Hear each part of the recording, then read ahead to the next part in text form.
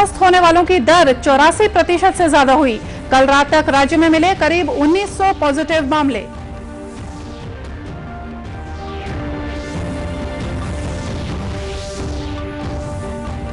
मुख्यमंत्री ने कहा कि वनवासियों को रोजगार से जोड़ने राज्य सरकार वन आधारित उद्योगों को देगी हर संभव मदद।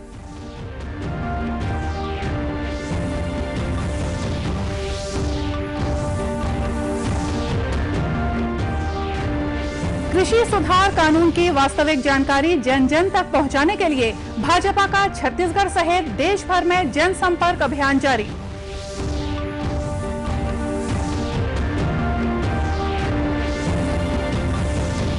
और प्लास्टिक मुक्त भारत की परिकल्पना को साकार कर रहा है कांकेर जिले का माओवाद प्रभावित ग्राम पंचायत कोलर।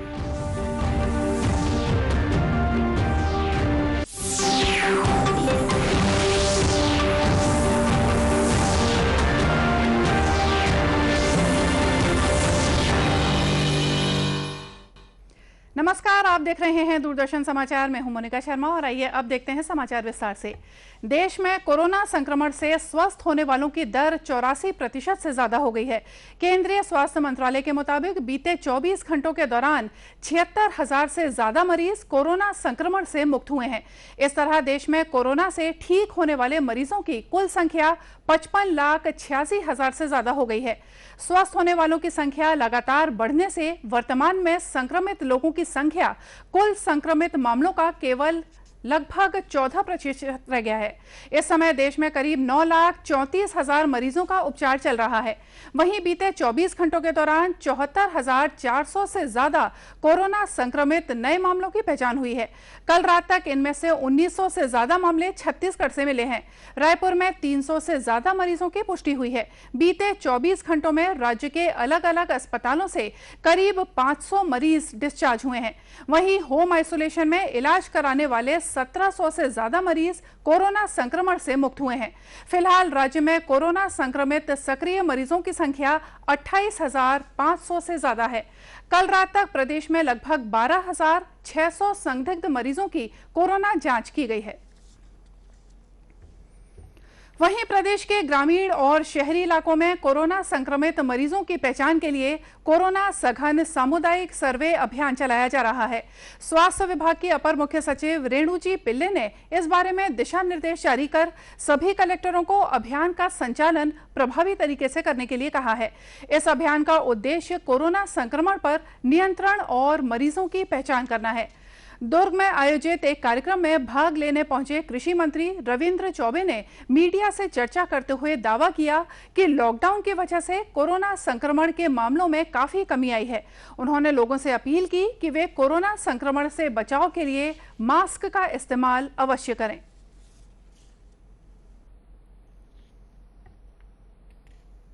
एम्स के डायरेक्टर डॉक्टर नागरकर ने अपना स्टेटमेंट दिया है कि लगभग 30% कोरोना पे नियंत्रण लॉकडाउन के बाद हुआ है और हम सब लोग मास्क लगा के चलेंगे। लॉकडाउन का मतलब ही वही था कि हम जो चेन है कोरोना का उसको तोड़ें। अब लोग इकट्ठे होते हैं तो कम से कम मास्क लगाएं। चेन को तोड़ेंगे तो निश्चित रूप से कोरोना को हम नियंत्रित कर पाएंगे। उधर दुर्ग जिले में आज से सामुदायिक सर्वे अभियान शुरू किया गया है। अभियान के लिए जिला स्तर पर कंट्रोल रूम की स्थापना की गई है। दुर्ग के जिला कलेक्टर डॉक्टर सर्वेश्वर नरेंद्र भूरे ने कहा कि सामुदायिक सर्वे के तहत आंगनबाड़ी कार्यकर्ता घर घर जाकर लोगों से कोरोना के बारे में जानकारी लेंगी। कोरोना का जो संक्रमण है उसकी रोकथाम के लिए पूरे जिले में एक सामुदायिक सर्वे किया जाएगा। इसमें आंगनवाड़ी कार्यकर्ता घर घर जाकर संपर्क करेगी। ऐसे लोग जो हाई रिस्क कैटेगरी में आते हैं, जो वृद्ध है, जिनको डायबिटीज़ है, हाइपरटेंशन है या फिर अन्य कोई भी बीमारी है जिससे रोग प्रतिरोधक शक्ति कम हो जाती है, ऐसे सभी लोगों का एक सघन सर्वे किया जाएगा। इसके अलावा सर्दी, खांसी, बुखार इस प्रकार के लक्षण होने वाले लोगों को भी सर्वे किया जाएगा। उनको सूचीबद्ध करके इनको हम लोग इनको कॉल सेंटर के माध्यम से जोड़ेंगे और उनसे सतत संपर्क में रहेंगे। यह अभियान जिले में इसके पूर्व भी 2 बार किया जा चुका है। इसका काफ़ी अच्छा रिजल्ट आया और जिसकी वजह से अभी जो संक्रमण के केसेस है इसमें थोड़ी गिरावट हो रही है। इसी तरह से राजनांदगांव जिले में भी सामुदायिक सर्वे में 100% कोरोना संक्रमित मरीजों की पहचान का लक्ष्य रखा गया है। राजनांदगांव में आज से शुरू हुए अभियान के तहत जगह जगह कोरोना जांच के लिए शिविरों का आयोजन किया गया, जहां पोलिंग बूथ की तरह नजारे देखने को मिले। लोगों ने कतारों में लगकर कोरोना जांच के लिए अपनी पारी का इंतजार किया। जिले के मुख्य स्वास्थ्य और चिकित्सा अधिकारी डॉक्टर मिथिलेश चौधरी ने बताया कि राजनांदगांव नगर निगम क्षेत्र में 41 जांच शिविर और 12 मोबाइल यूनिट के जरिए लोगों की कोरोना जांच की गई।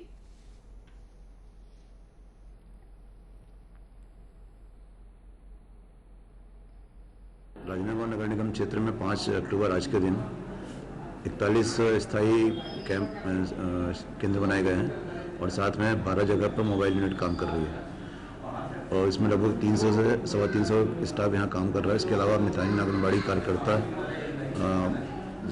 नगर निगम क्षेत्र के सम्मानित पार्षदगण सभी इसमें लगे हुए हैं कि ज़्यादा से ज़्यादा जो जिसको सर्दी खांसी बुखार के लक्षण है या स्वाद नहीं आना, सुगंध नहीं आना, ये सब की लक्षण है तो उनको वहाँ पर लाकर जांच करवाने का कार्य चालू है। जिला कलेक्टर टोपेश्वर कुमार वर्मा ने कहा कि अधिक संख्या में जांच होने से पॉजिटिव मरीजों की पहचान की जा सकेगी, जिससे संक्रमण पर नियंत्रण रखने में आसानी होगी। अब चूंकि एक साथ ज़्यादा संख्या में होगा और ज़्यादा लोगों का टेस्ट हो जाएगा तो जो पॉजिटिव है वो भी पता चल जाएगा, आइसोलेशन में चले जाएंगे और जिनको सिम्टम है लेकिन निगेटिव है तो भी निश्चिंत हो जाएंगे कि वो कोरोना पॉजिटिव नहीं है। तो निश्चित ही इससे ब्रेक लगेगा। लोग इस बीमारी में लोगों की पहचान करना सबसे बड़ा काम है। अगर वो पहचान हो जाए, आइसोलेशन में चला जाएगा तो फैलना रुक जाएगा। स्वास्थ्य विभाग के अनुसार कोरोना संक्रमण के फैलाव की कड़ी को तोड़ने के लिए सामुदायिक स्तर पर लक्षण वाले मरीजों की पहचान कर उनकी जांच की जाएगी, ताकि बढ़ते हुए मामलों को कम किया जा सके। मुख्यमंत्री भूपेश बघेल ने कहा है कि वनांचल क्षेत्रों में रहने वाले लोगों को रोजगार से जोड़ने के लिए वन आधारित उद्योगों को राज्य सरकार हर संभव सहयोग देगी।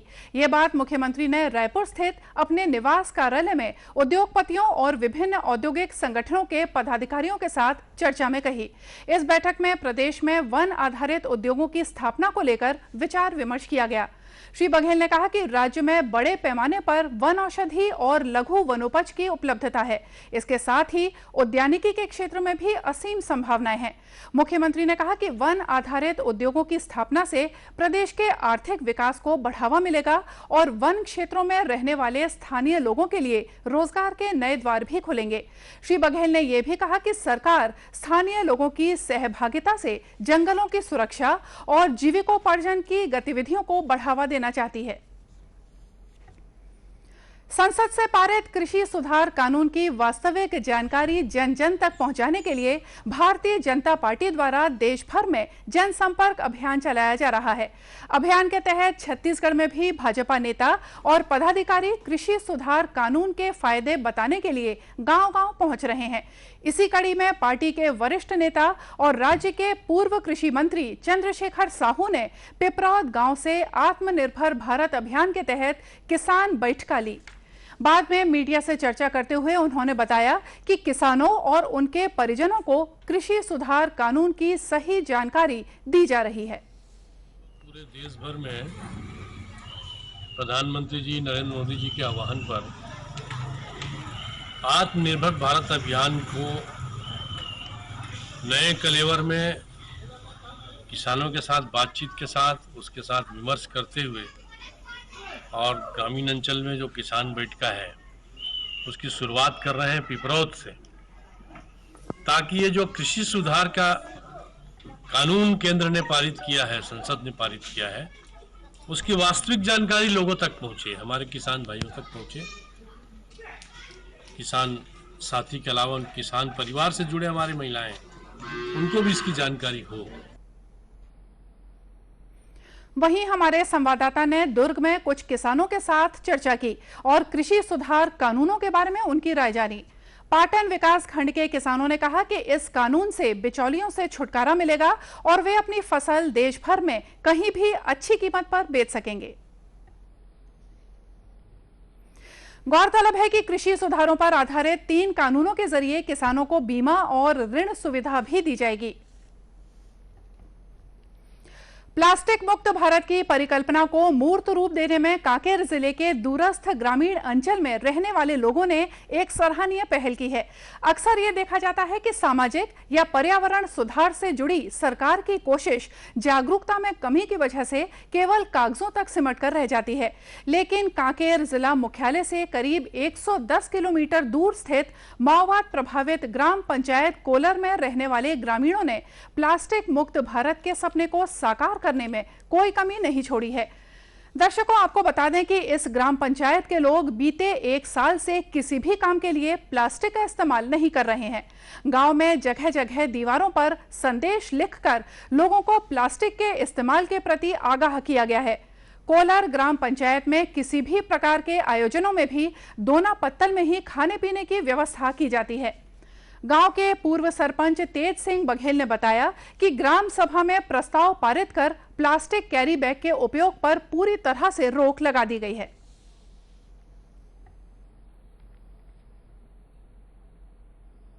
हमारे यहाँ प्लास्टिक मुक्त ऐसे तो करीबन साल भर हो गया, और प्लास्टिक मुक्त के बारे में हम लोग पहले ग्राम सभा में इस प्रस्ताव ले लिए, और उसमें प्रस्ताव में ये निर्णय लिए कि जो भी जिनकी यहाँ भी चाहे शादी कार्यक्रम हो, चाहे मरनी कार्यक्रम हो, चाहे छठी कार्यक्रम जो भी या व्यक्तिगत हो, जो भी प्लास्टिक का उपयोग करेगा उसको दंड के रूप में 255 रुपया जुर्माना पटाना पड़ेगा। ऐसा निर्णय हो चुका है, तब से करीबन साल भर हो चुका। किसी के यहाँ मतलब प्लास्टिक का उपयोग यहाँ हमारे ग्राम पंचायत के अंदर नहीं हो रहा है। वार्ड पंच रामू बघेल ने बताया कि दुकानों और हाट बाजारों में प्लास्टिक का इस्तेमाल नहीं किया जाता है। प्लास्टिक मुक्त हम लोग लगभग 1 वर्ष हो गया है। अब अपना ग्राम पंचायत कोलर में प्लास्टिक का उपयोग नहीं किया जाता। हाट बाजार में भी थैला का उपयोग कर रहे हैं, कोई कार्यक्रम में भी दोना पत्तल का ही उपयोग कर रहे हैं।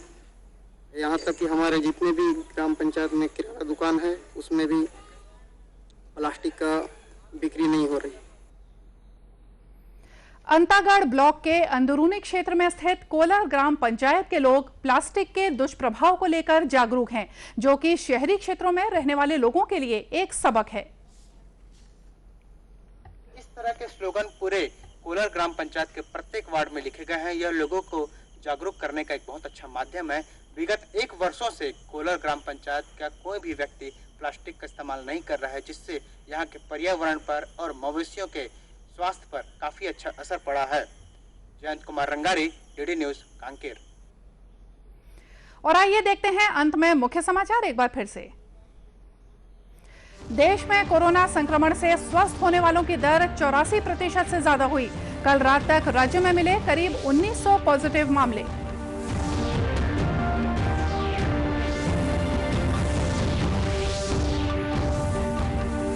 मुख्यमंत्री ने कहा कि वनवासियों को रोजगार से जोड़ने के लिए राज्य सरकार वन आधारित उद्योगों को देगी हर संभव मदद।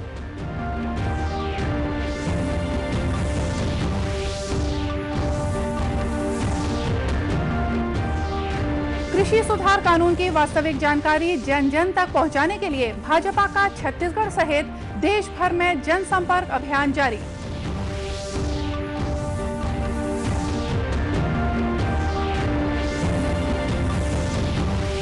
और प्लास्टिक मुक्त भारत की परिकल्पना को साकार कर रहा है कांकेर जिले का माओवाद प्रभावित ग्राम पंचायत कोलर।